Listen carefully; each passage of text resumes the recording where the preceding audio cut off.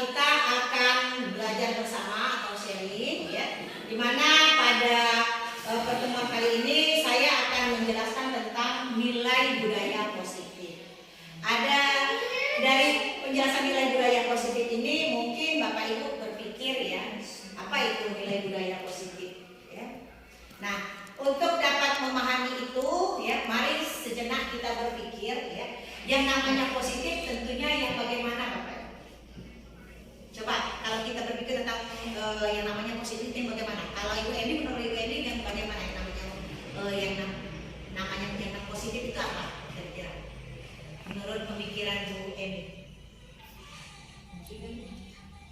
Kalau misalnya ada yang menanyakan, Bu, apa yang dinamakan nilai positif? Sesuatu hal yang baik. Sesuatu hal yang baik. Iya, bagus. Mungkin ada lagi yang bisa menambahkan maksud dari nilai positif itu apa saja, Bu?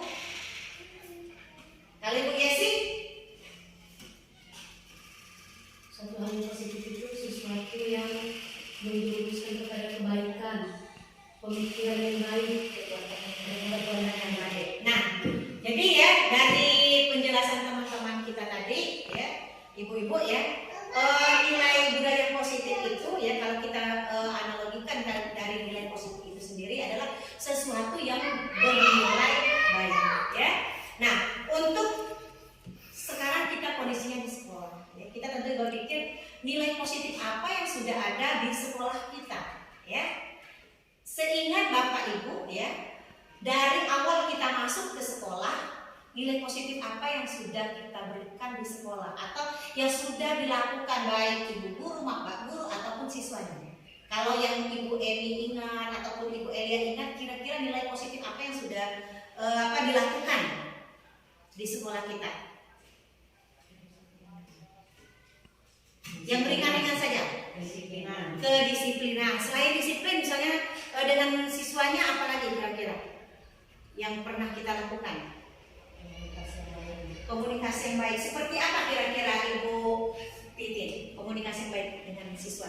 komunikasi yang baik itu interaksi antara guru dan murid. Iya, bentuknya berupa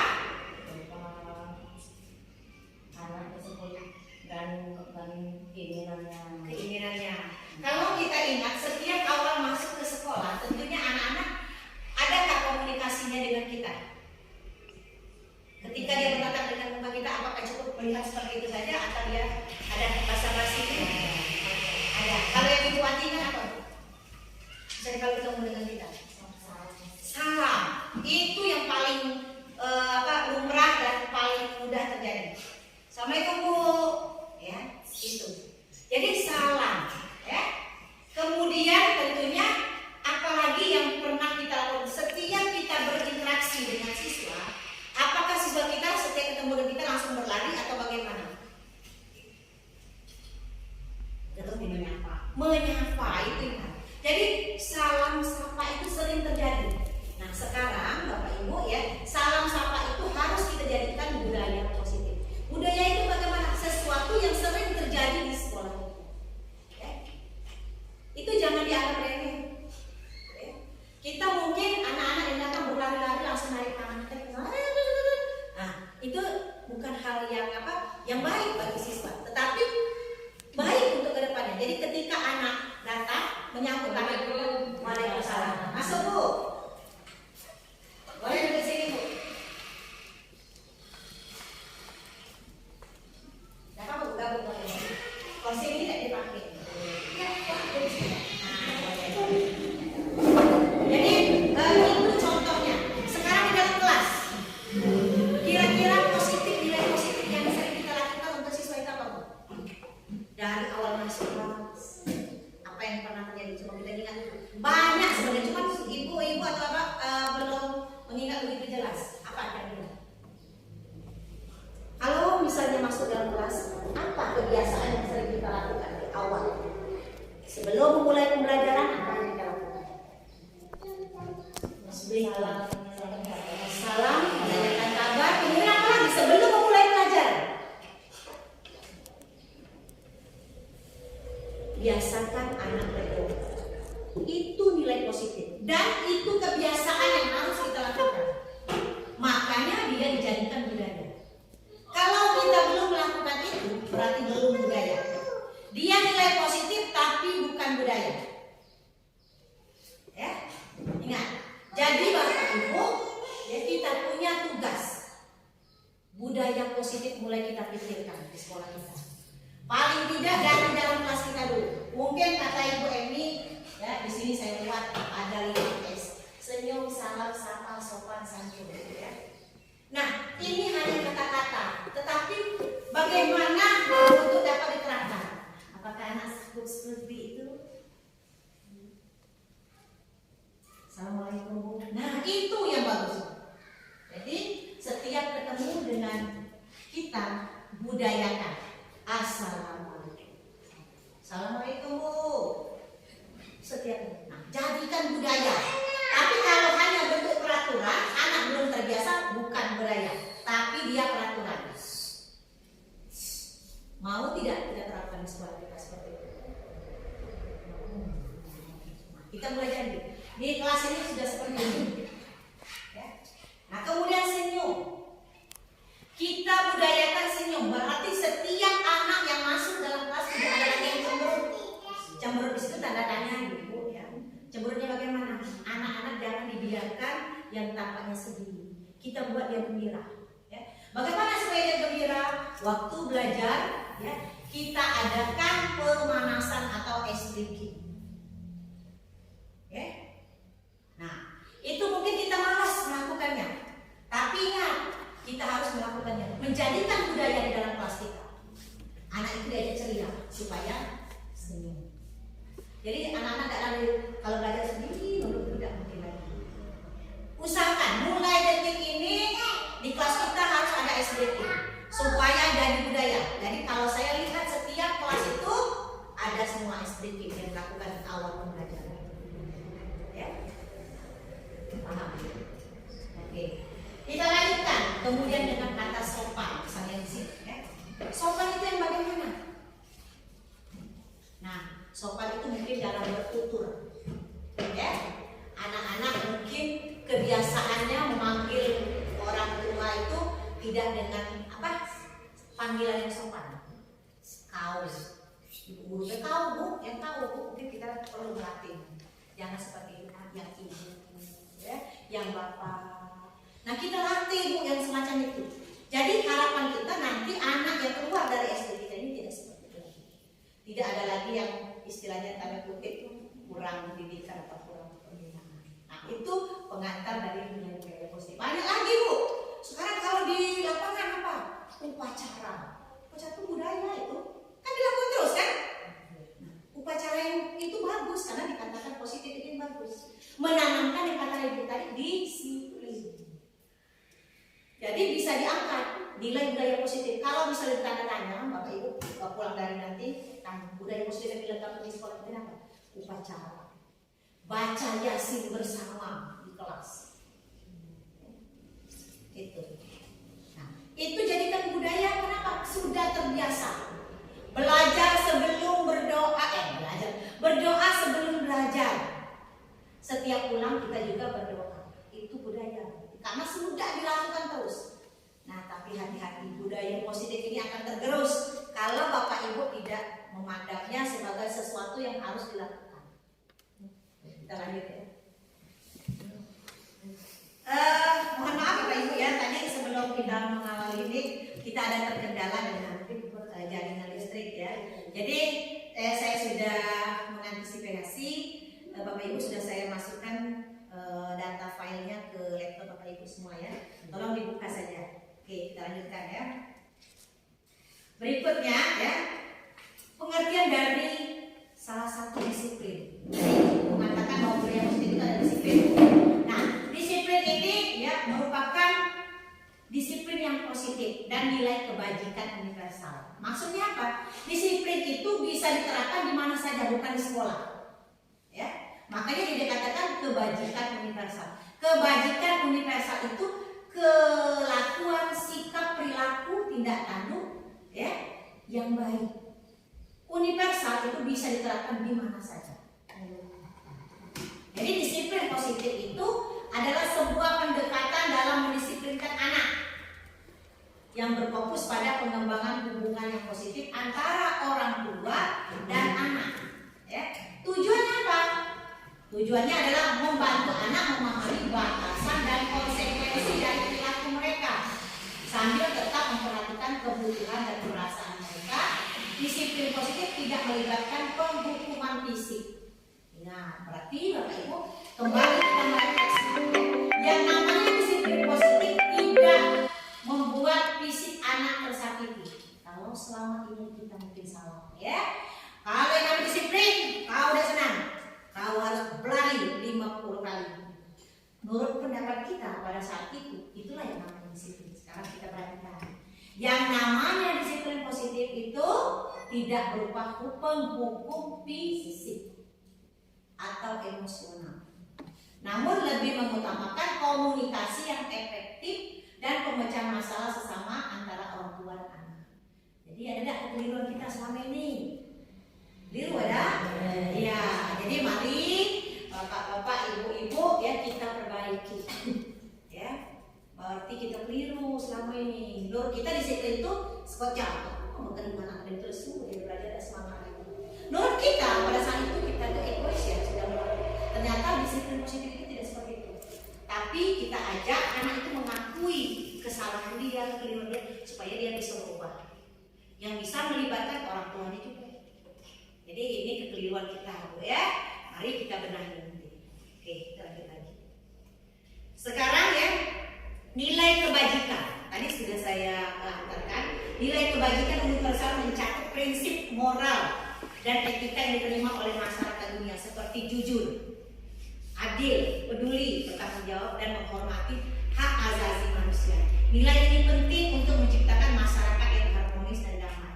Nah, Bapak Ibu guru hebat ya, kita ini mungkin karena banyak sibuk dengan tugas ini dan itu, kita sudah melupakan nilai karakter. Makanya di pendidikan kurikulum merdeka, pendidikan berkarakter lebih diutamakan melalui P5, pendidikan profil pelajar Pancasila, yang dimana di situ ada 6 dimensi. Masih ingat ada 6 dimensi? Kalau di acaranya belajar Pancasila, beriman dan bertakwa pada Tuhan yang Esa dan berakhlak mulia, berkebinekaan global, gotong royong mandiri, kreatif dan bernalar kritis. Nah, jadi berakhlak mulia ya, beriman dan bertakwa itu adalah bagian karakter yang harus kita tanamkan pertama sekali. Berkebinekaan global yaitu bahwa anak itu memahami bahwa negara Indonesia ini banyak ras bangsa, bukan Jawa saja, ada Batak, ada Cina, ada Sunda. Semuanya harus kita samakan pengakuan bahwa bangsa Indonesia. Kemudian mandiri, berarti anak diajarkan tidak boleh ada ketergantungan dengan teman yang lain, tapi dia bisa menempatkan dirinya, dia bisa belajar sendiri dengan bekerja sama dengan teman-teman yang lain. Kemudian gotong royong. Nah, makanya Pak Ibu di kelas itu jangan sungkan-sungkan, ayo nak kita gotong royong. Contoh yang sederhana apa Bu? Kalau gotong royong dalam plastik yang sederhana, bersihkan plastik ya. Budayakan betul yang semacam itu. Karena P5 itu karakternya di situ. Ya. Ayo kita gotong royong dulu hari ini membersihkan pelajaran P5, sampuna kita. Kemudian supaya bagaimana nak? Supaya kelas kita rapi, tertata. Itu mulai P5 itu. Ada pelajaran P5 dalam satu hari ada P5. Satu hari ada P5. Itu boleh diterapkan. Ya. Kemudian lagi di situ mandiri sudah, gotong royong sudah, bernalar kreatif, bernalar kritis. Bernalar kritis apa Ibu ya, kita melatih anak untuk cara berpikir. Berpikir anak tadi itu anak jangan dibodoh-bodohi. Maksudnya dibodoh-bodohi apa? Sudah baca buku sudah, inilah jawabannya. Nah itu termasuk kita membodohi. Tapi anak ayo kita ajak. Kira-kira anak-anak tumbuhan yang termasuk berbiji belah itu apa saja? Nah, jangan kita melihat di buku mangga, rambutan. Kalau tidak nyaut mangga dan rambutan sama. Mungkin anak ada pengetahuan baru. Selain mangga dengan rambutan ada lagi Bu. Nah itu yang kita cari. Apa nak? Kalau di buku ini mangga rambutan, cuma apa lagi nak kira-kira? Yang berbiji belah. Nah anak dilatih itu, dilatih berpikir kritis. Ciri-ciri tumbuhan yang berbiji belah atau berakar tunjang itu bagaimana? Akarnya begini. Sekarang kita ambil tanaman yang bagaimana yang katakan berbiji. Besok anak-anak suruh bawa satu contoh. Tapi dijelaskan dulu Bu. Berakar serabut tuh yang tidak kuat, kalau ditiup angin pacak roboh deh habis. Terutama tanaman padi. Dia kan berbiji tunggal. Tiup angin roboh, akarnya akar serabut, berarti dia tidak kuat. Nah ini yang bawa dicontohkan. Nah kita ini Bu, kita akan terlena dalam arti kata di situ ya. Kita cukup menerangkan di buku tanpa mempraktekkan. Coba sekarang kita mulai lagi kembali yang seperti itu. Jadi anak kalau berbiji tunggal besok ibu mau contoh, bawakan. Kalau tidak bawa contoh yang bahan sebenarnya, bawa gambar. Betullah anak itu tadi. Nah, entah kali bagaimana, tadi ngambil koran, namun yang contohnya sudah dapatnya, sudah dapat dari koran ini. Nah, dapat ke pohon mangga, mana pohon mangga ini dari koran? Berarti anak ada paham. Memang kita agak ekstra sekarang belajarnya, tapi percayalah. Anak itu ya pada hakikatnya kita di sekolah ini pendidikan menurut KHD itu bahwa guru itu ibaratnya petani yang nanamkan benih-benihnya di sekolah. Jadi anak tadi benih-benih yang harus tanam. Bercocok tanam tadi tanahnya harus dicampur supaya subur, supaya anak cerdas pintar kita harus seperti itu. Yakinlah kalau kita pindah posisi kita sebagai siswa kita pengen pintar dan cerdas. Bagaimana gurunya supaya anaknya pintar dan cerdas?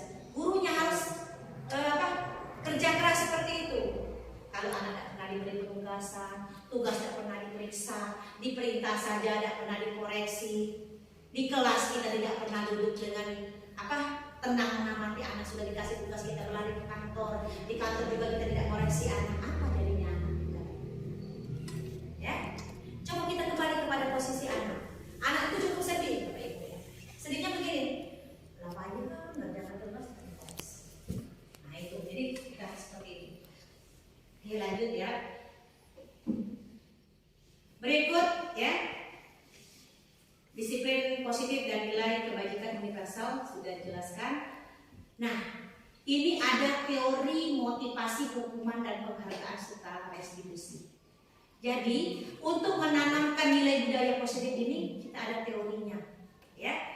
Teorinya seperti teori motivasi. Bisa juga hukuman, bisa juga penghargaan dan restitusi.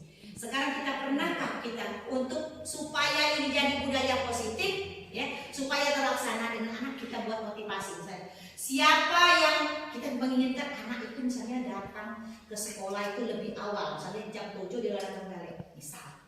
Kita buat perjanjian dengan anak. Siapa yang datangnya lebih awal 3 hari berturut-turut akan dapat hadiah bintang dari saya. Nah gitu kan. Dengan semangat yang menyala-nyala, anak akan berbondong-bondong datang ke sekolah. Itu teori motivasi, dorongan. Nah tetapi dorongan yang bagaimana yang seperti itu? Itu namanya dorongan dari dalam atau dari luar. Menurut ibu, misal kalau anak TK, kamu akan ibu kasih permen kalau 3 hari datangnya lebih awal dari teman-teman. Itu motivasi kan? Betul tidak? Nah, motivasi itu apakah dari anak atau dari gurunya? Berarti kalau dari guru, motivasi dari luar atau motivasi dari dalam? Dari luar. Nilai yang dari luar itu, ya, motivasi dari luar itu kalau kita lihat seperti itu. 3 hari berikutnya gurunya tidak memberikan apa-apa, bertahankah nilai positif itu dilakukan? Tidak. Berarti kita harus memutar lagi. Nilai positif yang akan diterapkan menjadi budaya itu tidak akan bisa bertahan lama dengan motivasi yang dari luar. Jadi yang hati-hati yang beri motivasi. Nah, yang bagusnya itu motivasi yang bagaimana? Ibu-ibu, motivasi yang bagaimana, Pak? Supaya aku tetap mau datang ke sekolah. Motivasi yang bagaimana? Yang menurut ibu? Anak yakin mau datang ke sekolah terus tanpa ada paksaan. Berarti dia dari diri sendiri. Itu yang bagus. Pokoknya entah dicatat entah tidak dia mau datang ke sekolah. Nah itu tidak mudah nanam motivasi itu. Karena apa? Anak harus melalui proses. Anak itu belum merasa nikmat untuk datang pagi. Anak belum merasa bahagia untuk datang pagi dari kawannya. Jadi dia tidak mau melakukan. Tetapi ketika anak itu sudah merasa bahagia, sudah merasa bangga dengan dirinya sendiri, dia itulah muncul motivasi dari dalam. Nah, berarti tugas kita motivasi, jangan bermain asal-asalan. Gerakkan anak itu dari dalam. Walaupun Bu boleh Bu, kalau dari luar boleh mancing, tapi berikutnya dari dalam. Seperti belajar mengerjakan tugas PR. Tugas PR itu banyak, sedikit ya anak nggak mau kerja. Jadi bagaimana kita memotivasi anak tadi dia kerjanya dengan kesadaran dia sendiri. Nggak usah lain-lain, anak kita sendiri. Makanya kalau ngajar ke anak itu Bu, ya kita rasakan anak itu memang anak kita sendiri. Jadi kita ngajarnya dengan tulus ikhlas. Ya. Jangan sudahlah, berarti aku ngajar kasihan, nanti sudah ada ini. Ya, sudahlah, berarti kasihan ada anak ibu lagi. Maksud saya seperti itu, ya. Kalau ibu atau bapak sudah cinta dengan profesinya, saya yakin tidak dibayar pun karena bahagia pasti melakukan. Capek padahal mendidik anak, tapi bahagia. Nah itu tidak bisa dipaksakan. Yang bisa mengontrol diri kita itu hanya diri kita. Walaupun saya sebagai kepala sekolah, Ibu Titin, aku mengharap Ibu Titin seperti ini. Pada saat seperti ini saya katakan Ibu Titin nurut. Tapi ketika saya tidak mengatakan Ibu Titin tidak nurut. Nah yang mengontrol Ibu Titin sekarang bukan saya, dirinya sendiri. Tapi Ibu Titin begitu motivasi intrinsik dari dalamnya timbul. Aku pengen yang memang belajar satu memang tahu itu berapa, tahu bikin modul ajar, tahu bikin CP, tahu bikin TP, tahu bikin ATP, tahu bikin diagnosis, tahu bikin asesmen. Aku pengen Bu, Ibu kok baca, aku nggak baca tuh cak mana lah Bu ya? Mau saya ajarkan mau. Ibu tuh belajarnya dari mana? Kok bisa seperti ini? Saya kok nggak dapat. Mau nggak seperti saya mau? Ikuti webinar seperti saya ini yang dilakukan di malam hari pukul 19.30 sampai 21. Mau nggak?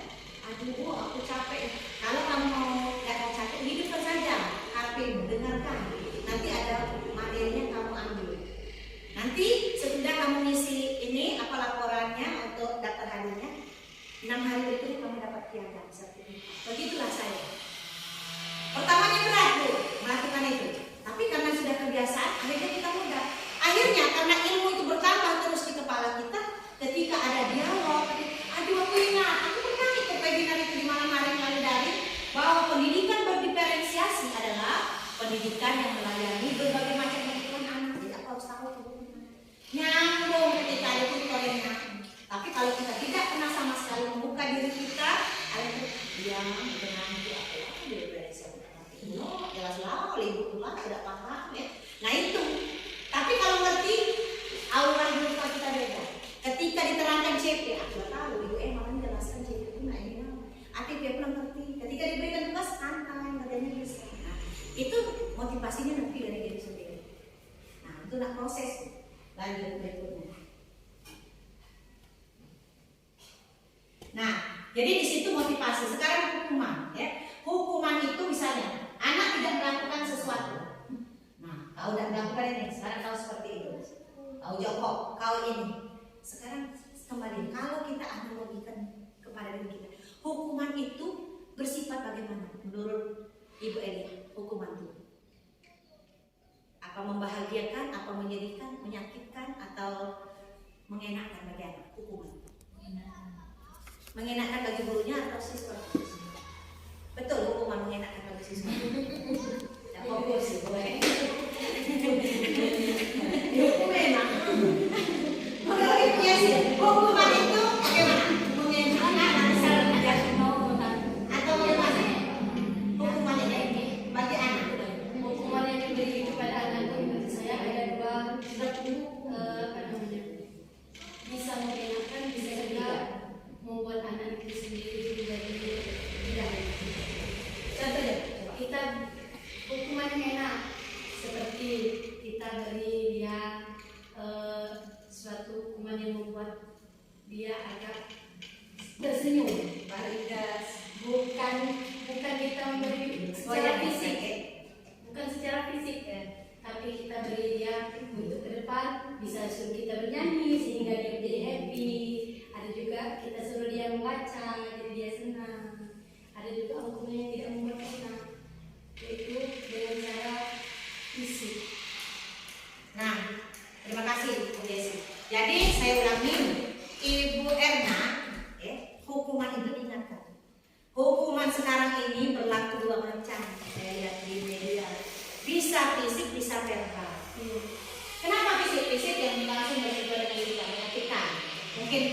dipepet kasar kan, itu menyakitkan baik fisiknya, mungkin juga hatinya.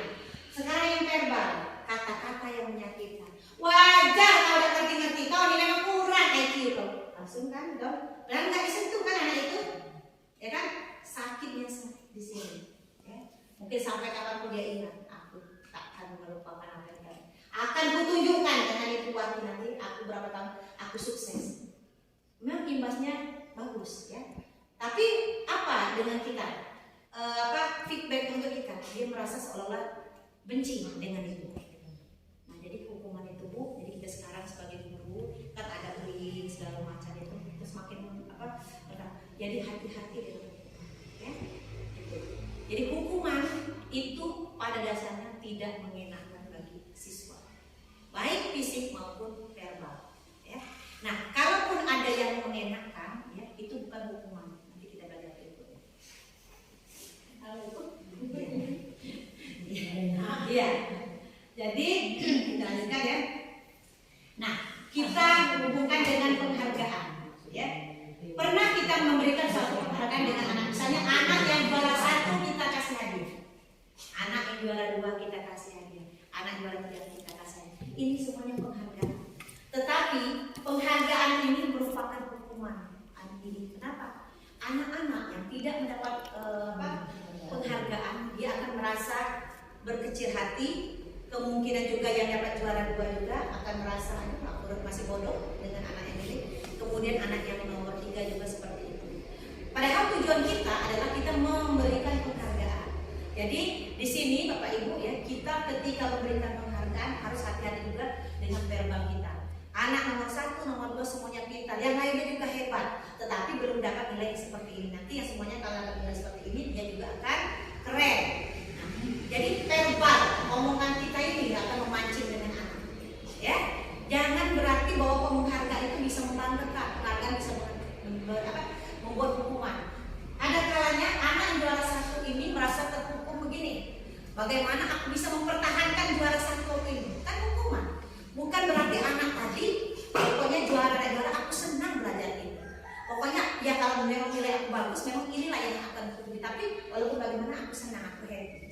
Jarang seperti itu karena dia selalu diberi hadiah dan hadiah penghargaan. Nah, jadi walaupun kita guru, baik itu guru TK maupun guru SD, ketika kita memberi hadiah, hati-hati. Mungkin kita harus tambah dengan verbal kita. Anak kamu hebat, anak yang lain juga hebat. Tetapi kebetulan sahabatmu dapat nilainya seperti ini. Jadi yang belum, yuk kita sama-sama dapat nilainya seperti ini. Ya nanti kalau dia dapat nilai seperti ini, dia akan lebih keren lagi. Nah, jadi yang lain tidak merasa tersakiti. Nah, dan itu aku di samping kumpulan kaji yang ini pembelajaran seperti ini. Ya, kan belum familiar. Jadi nanti Ibu Titin bisa dengan temannya disiapkan ya, hati-hati karena kita terbiasa. Jadi dibilangkan seperti itu, ya. Nah, yang lebih canggih sekarang restitusi, ya. Kenapa? Restitusi itu nanti dibuat, ya, Bapak Ibu ya, setelah ada keyakinan kelas. Ya. Keyakinan kelas itu apa?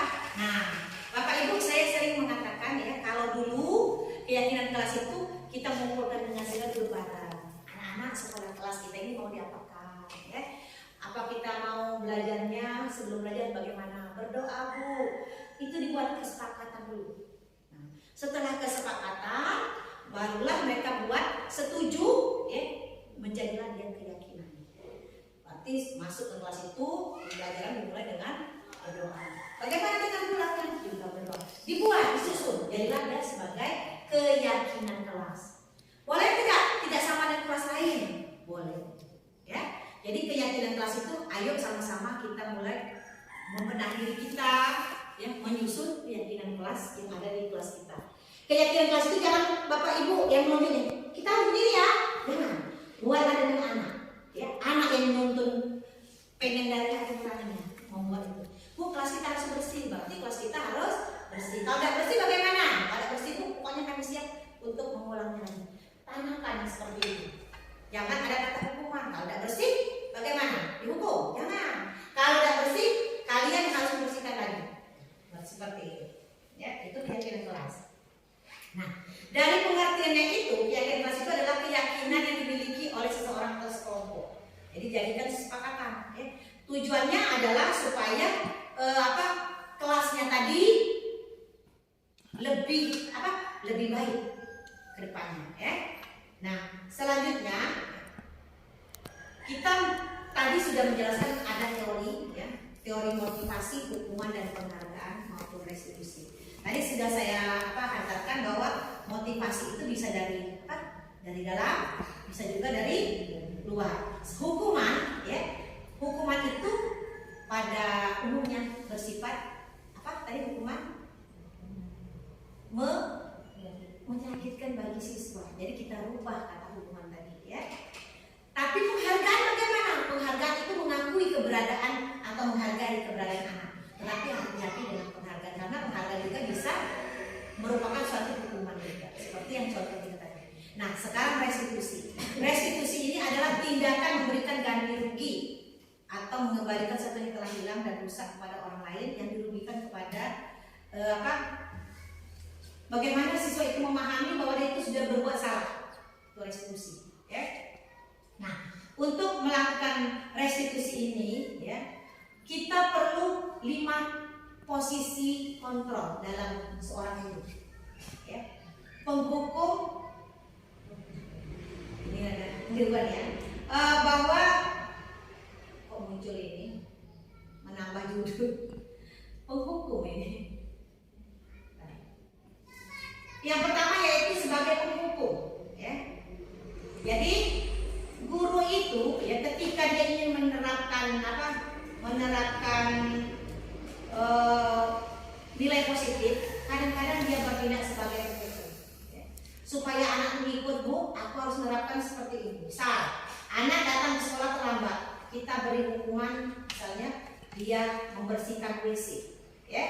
Nah, posisi guru pada saat itu dia sebagai penghukum, karena paling tidak sudah menyakiti fisiknya dalam arti kan seharusnya anak itu belajar pada waktu itu, tapi kita tidak boleh dari belajar, dialihkan ke lain. Memang tujuannya adalah mendidiknya untuk menjaga kebersihan, tetapi ada yang bilang untuk belajar di kelasnya dia tidak dapat. Jadi posisinya sebagai penghukum. Penghukum itu bisa menyakiti pribadi, fisik, bisa juga dengan verbal, dengan kata-kata yang bisa merugikan perasaan. Kemudian membuat rasa bersalah. Nah, ini juga sering kita lakukan, termasuk saya. Misal anak melakukan kesalahan, kita sering nanya, disepikan, ya, berdua, kenapa nak kau berkelahi? Kenapa kau berkelahi? Kau tuh cak ini, kau tuh cak ini. Apakah bagus tindakan kau berkelahi seperti itu? Nah, kalau tidak bagus, aku kau bergalak, kau nak ngitungin. Seperti menyudutkan anak.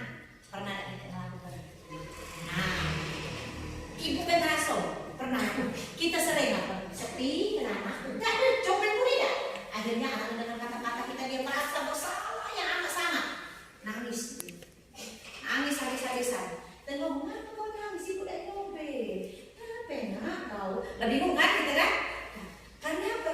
Kita memberikan rasa bersalah yang teramat sangat dengan anak. Jadi Bapak Ibu yang semacam ini, ya, bukan tidak benar, tapi keliru. Nah, jadi yang seperti ini berarti kita mulai tidak kita lakukan lagi. Yang bagaimana lagi?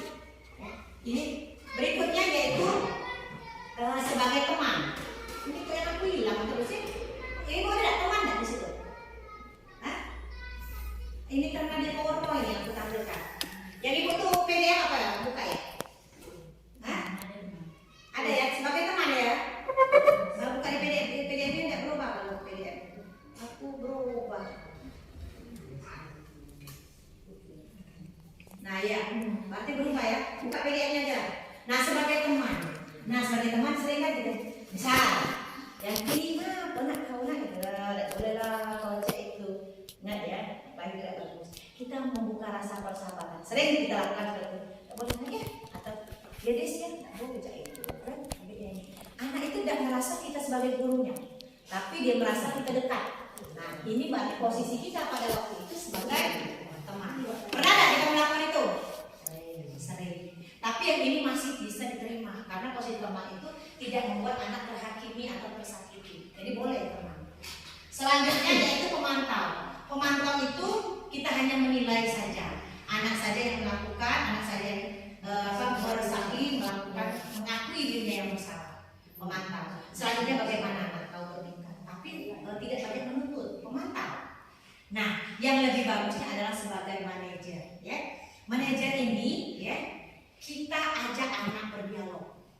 Kemarin video ibu siapa Mika, ya. Aku panggil anak-anak terlambat, aku ajak dialog. Kenapa nak kau terlambat? Apa penyebab kau datang terlambat? Ya, sekarang tindakan terlambat itu benar dah? Tidak, Bu. Kenapa tidak benar? Sekarang keyakinan kelas ada dah? Ada. Itu dibeber, diajak berdialog. Jadi tugas kita pada waktu manajer itu kita melakukan restitusi, ya. Restitusi itu yaitu menginginkan bahwa anak itu menyadari kesalahannya tanpa ada beban yang menuntut diri dia, ya.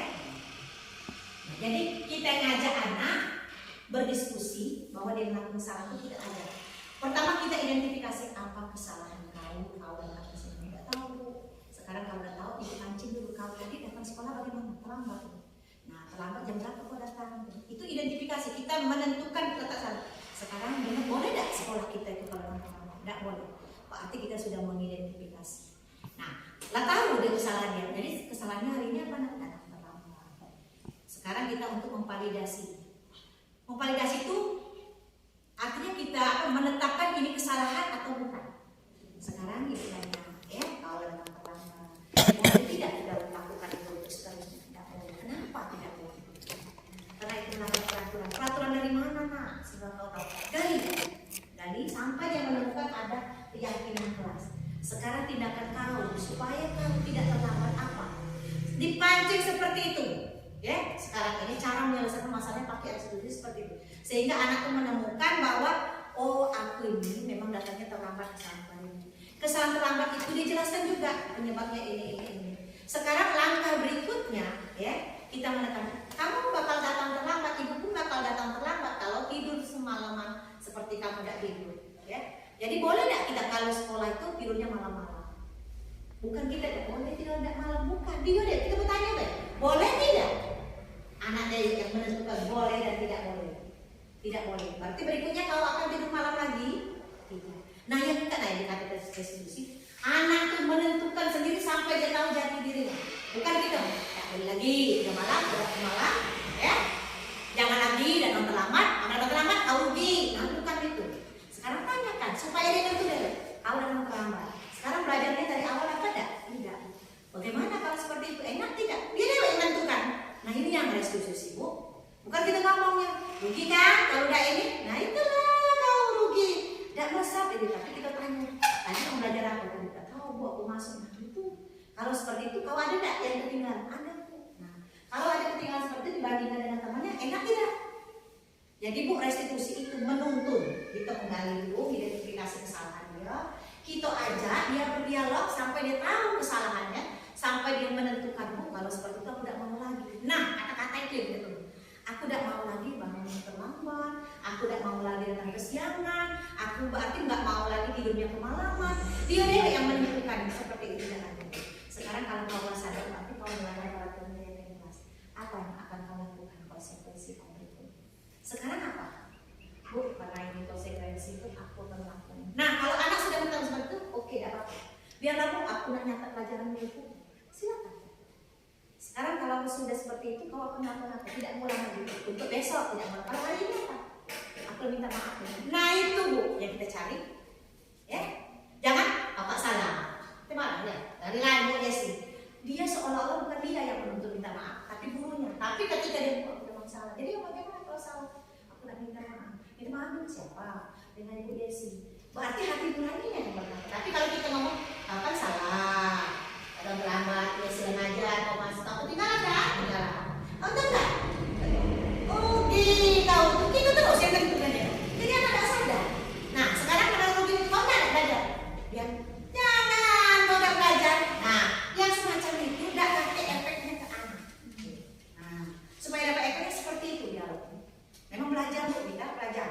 Cak mana lo emang aku baca ngambil kata-kata begitu, begitu nanti. Nah, sekarang dia salah kau, salah. Kalau salah nak dengan BSI di mana kau nak ada BSI? Tahu aku bingung. Kalau orang salah bagaimana?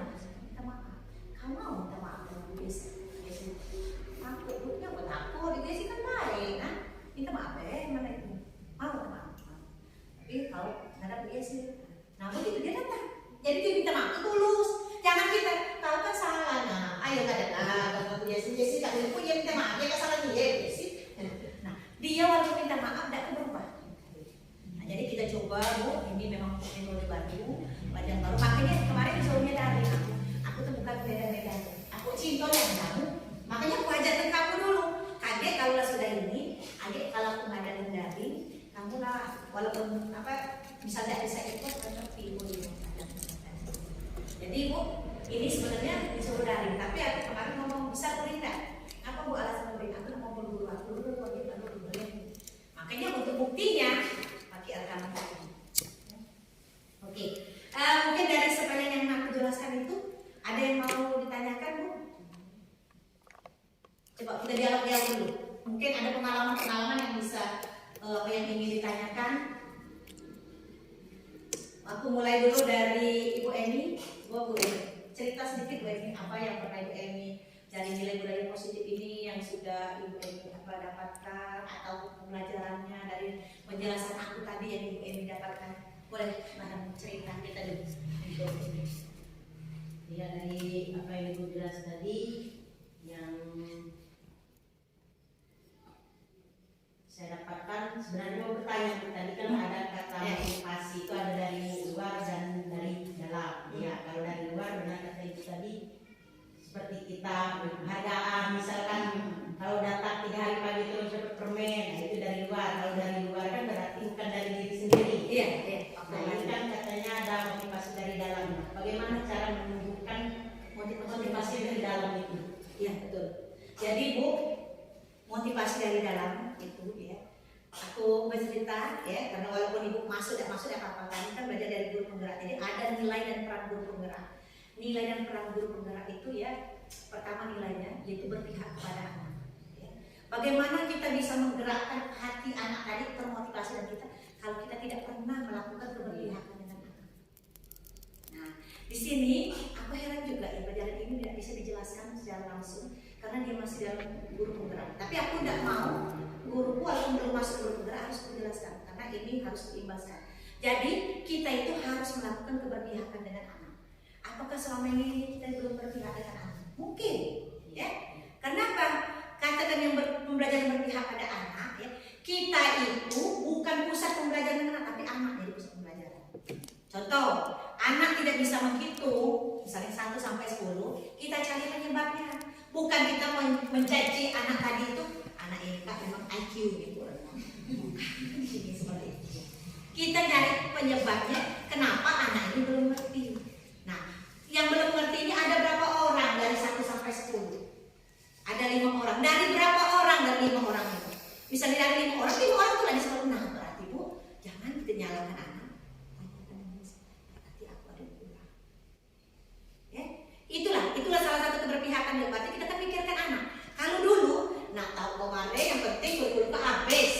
Kita maka seminggu habis 1 modul. Karena aku nak ngajar. Sekarang kan tidak dituntut seperti itu. Yang penting fase A itu kan fase 1 sampai 2 tahun Bu asalnya. Nanti dipakai anak kelas 1, dipakai anak kelas 2. Nah, jadi kita tuh memang mengasah. Tidak terasa waktu kelas 1, diasah nanti waktu dia di kelas 2 nanti. Jadi fase A itu 2 tahun, fase B juga 2 tahun, fase C juga 2 tahun. Makanya guru kelas 1 harus berdekatan terus. Berdekatan dengan apa? Dialog. Aku kata ibu ini anak ini apa aja perhitungannya belum ngerti. Kalau kaget misalnya ini langsung sekarang dia sudah ngerti belum? Nah belum. Aku dulu mungkin kesalahannya nggak nyebut ini. Coba ubah ke sistemnya itu. Nah itulah ya.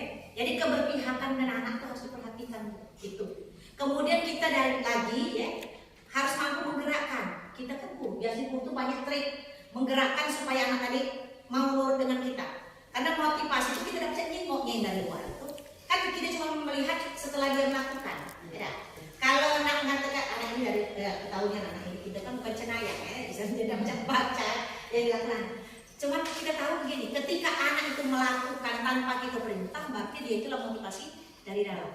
Nah menggerakkan ini yang tidak mudah, ya. Jadi Bapak Ibu, ya kita harus bisa menumbuhkan semangat selalu dengan anak. Itulah kita ini kadang-kadang tuh saking mulia yang menurut aku semakin banyak bergerak semakin sedih ya. Kita menyampaikan perasaan kita supaya anak tadi itu lebih bahagia walaupun kita ada perasaan sedih di rumah supaya anak tadi bahagia ya. Nah supaya anak bahagia, kalau anak bahagia kita bahagia dia dapat ilmu itu. Coba lah kita punya pikiran kata Pak Fendi ya utama nanti jangan nggak fokus itu beda ya. Waktu misalnya tepuk salur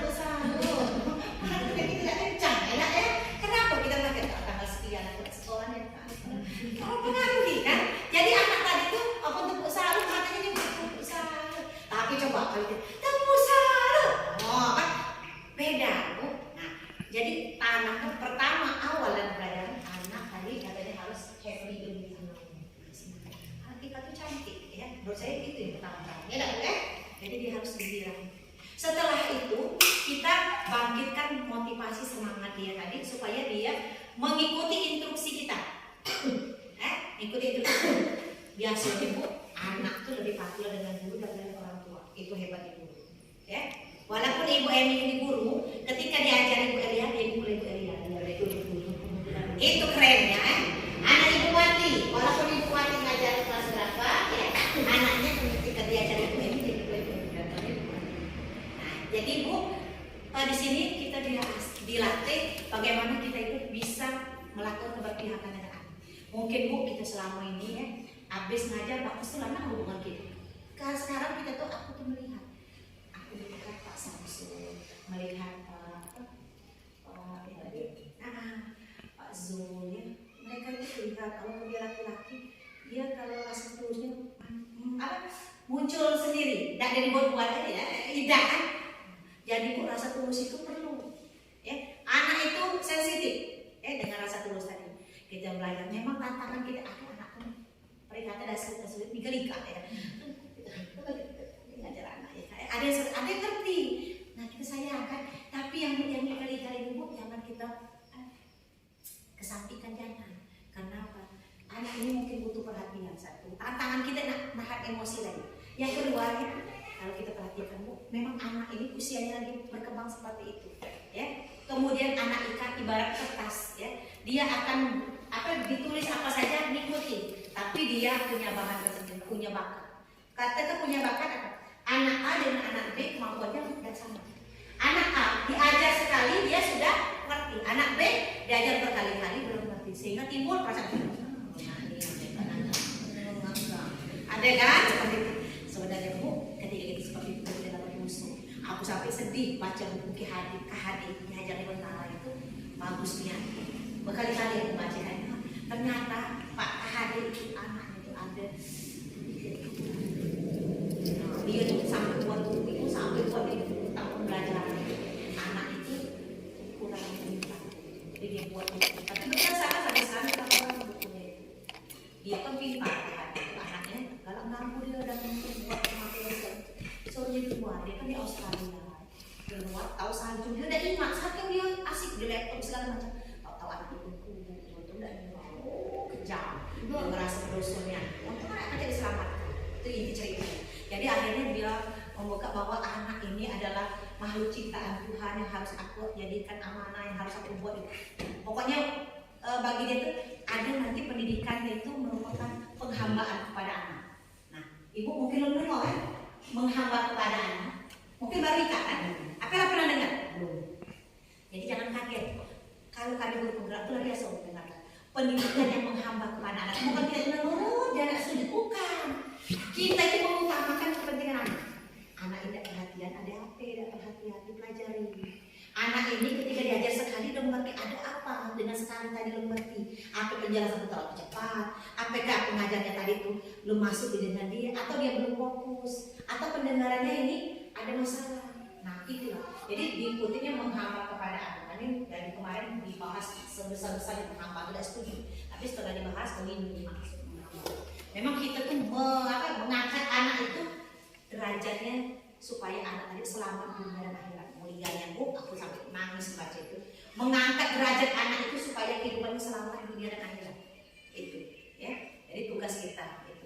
Jadi restitusi, ya, menurut aku adalah lengkap untuk dilakukan sebagai kontrol diri kita dalam menangani masalah, menerapkan nilai-nilai positif.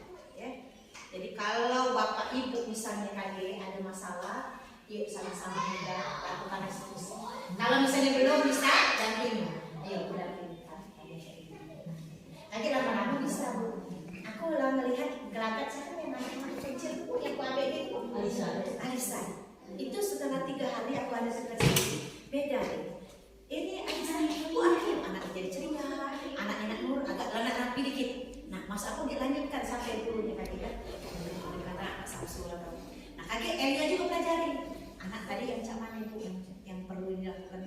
Kita belajar bersama-sama. Ibu Emi juga itulah, Ibu Mati itulah anak dicari juga. Nah, sampai pula dengan Ibu Yesi.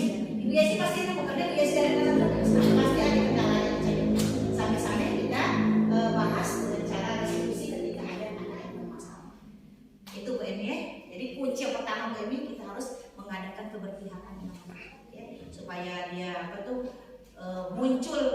motivasi dari diri. Kadang-kadang tuh anak tuh ingin melakukan kita karena kita dekat dengan anak. Aku senangnya sama ibu Emi. Oh, nggak ibu Emi dan mulai gila. Motivasi itu dari walaupun asalnya repot, tapi digerakkan hati dia sendiri kan akhirnya. Nah, ibu Emi mereka dengan kasar dan cukup dengan lembut dia ikut. Itu salah satu juga mereka. Mungkin bisa dipahami. Mungkin ada lagi yang lain, Ibu Titin, Ibu Yesi, Ibu Wati. Ada kira-kira yang bisa dijadikan ini bahan ini kita? Pak Rigas, bagaimana Pak Rigas? Full 1 jam? Belum. 8 menit lagi. Ada yang mau tanya? Sehubungan dengan restitusi. Jadi ke restitusi itu seperti itu. Coba di kepala kita udah nakam restitusi macam mana? Kali Bu Titin coba boleh bikin restitusi.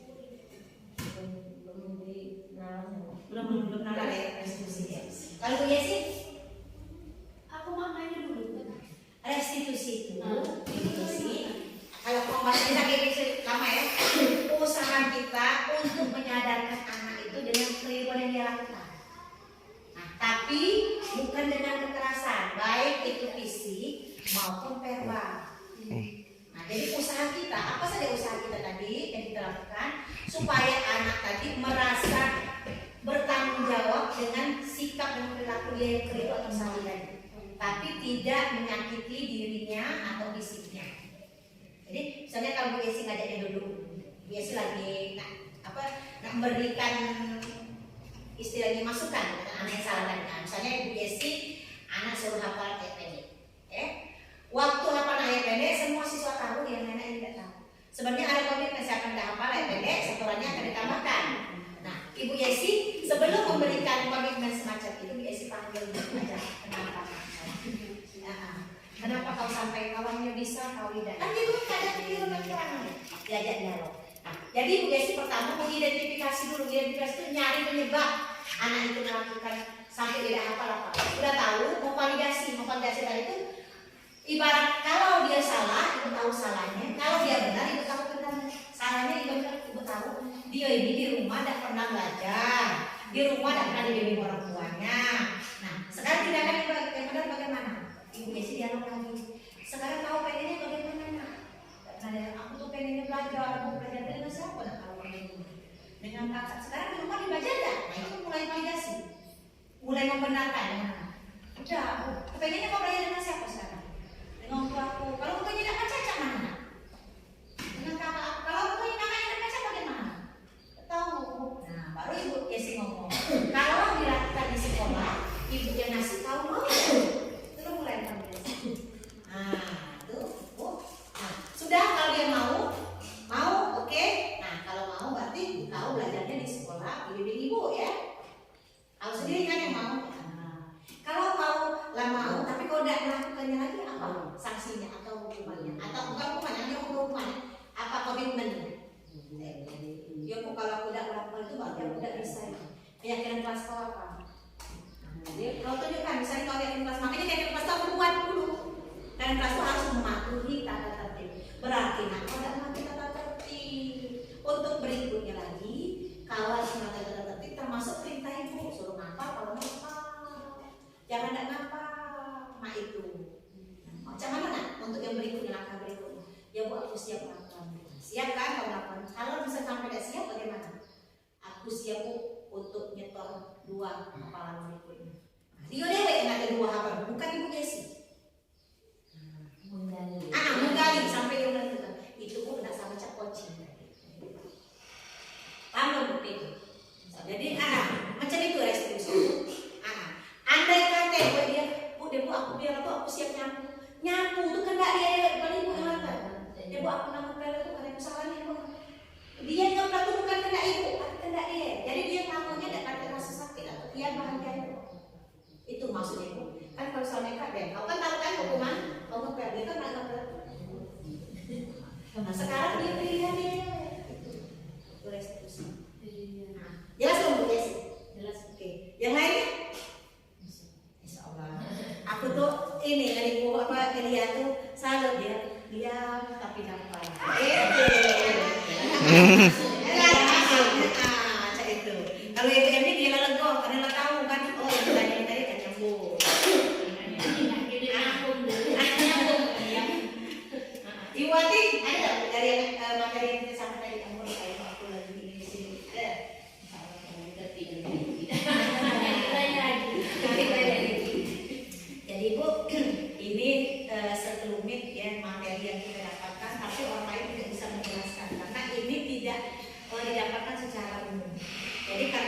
tugas kami ya, aku bergerak ibu bergerak harus jelaskan. Jadi ini bentuknya sudah aku sampaikan dengan ibu, materi yang sudah ibu terima, tidak bisa dengan posisi kita ya. Nah, jadi ini nanti dipelajari lagi. Nah, tugas ibu KG ya, coba ibu baca nanti ya KG atau ibu buat permasalahan yang pernah terjadi. Nah, tadi ibu tempatkan posisinya ibu sendiri. Pernah ada ibu terjadi anak yang bersalah ibu lakukan ini, termasuk posisi apa yang ibu lakukan pada waktu itu? Karena posisi kita itu sebagai guru bisa sebagai penghukum. Pernah tidak sebagai penghukum? Pernah.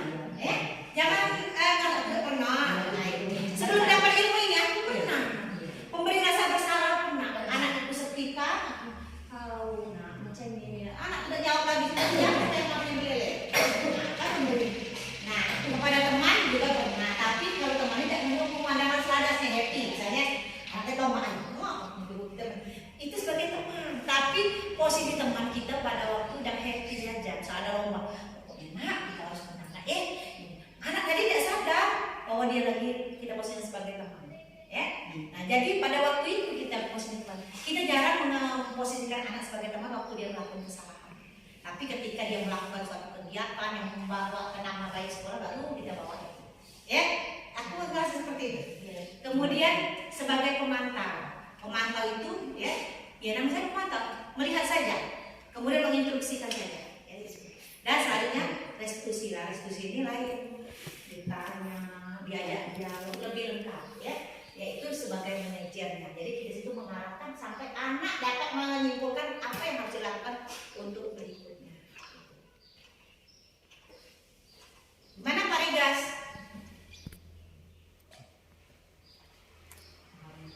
Cukup atau belum Pak Rigas? Cukup Bu. Cukup. Waktunya. Sebelum saya menutup kegiatan ini, ada yang mau tanya lagi?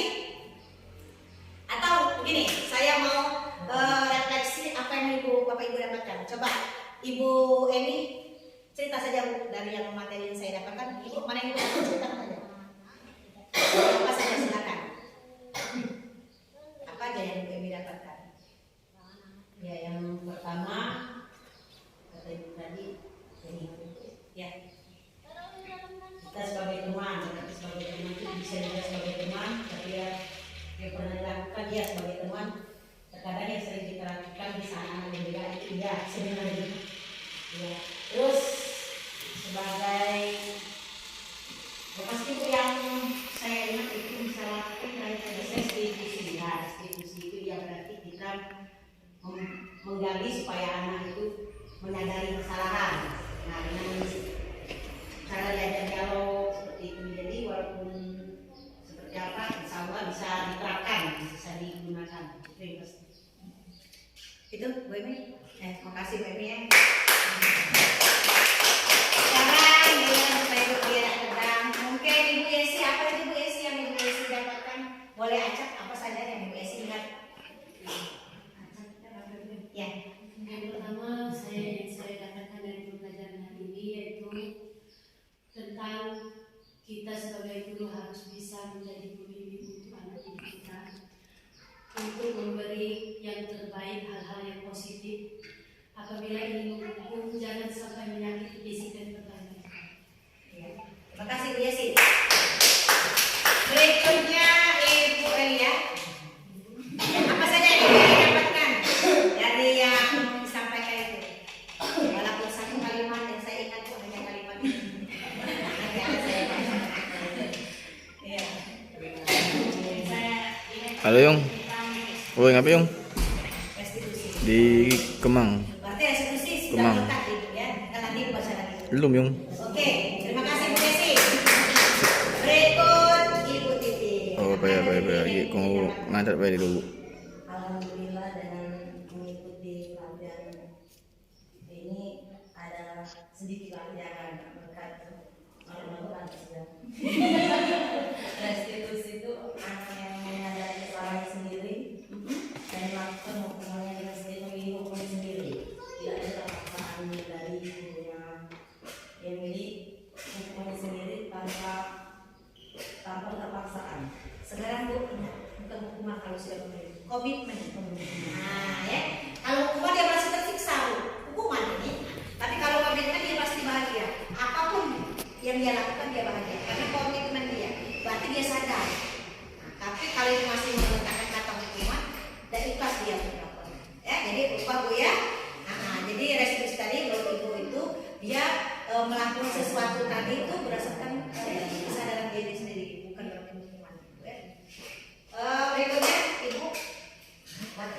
Iya. Itulah.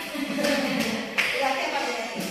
Ya, alhamdulillah Bu, belajar hari ini positif di kelas guru dan siswa bisa membahayakan sebelum belajar salam, sapa, berdoa dan seterusnya tentang restitusi itu kita menanyakan menggali untuk siswa dari dia mengakui kesalahan sampai kita melalui commitment dari dia sendiri. Iya, semuanya saya dihapus. Alhamdulillah Bu ya, berarti 1 jam ini saya menyampaikan ada saja yang melekat dan mungkin bisa diajak sharing yang bisa Ibu dapatkan. Seperti inilah Bu yang kita harapkan. Jadi kita jangan duduk saja percuma waktu kita tersisa tapi nggak dapat. Paling tidak setelah pulang ini kita menyadari, merefleksi diri kita ada kekeliruan yang pernah kita lakukan. Kalau ada kekeliruan kita perlu perbaikan, ya. Nah, kalau kemarin kita sudah merasa benar dengan yang kita tindakan yang kita lakukan ternyata ada kekeliruan, berarti kita benar. Betul begitu Bu Yesi? Ya. Oke. Sebaiknya sebelum menutup ini, ibu-ibu ya kita berkomitmen berarti untuk proyek diri kita masing-masing, ya. Saya sebagai guru maupun kepala sekolah yang menyampaikan materi ini, mohon maaf bila ada sikap ataupun perlakuan saya yang tidak berkenan, ya. Pada Allah saya mohon ampun dan kita akhiri dulu. Wabillahi taufiq wal hidayah. Wassalamualaikum warahmatullahi wabarakatuh. Waalaikumsalam warahmatullahi wabarakatuh.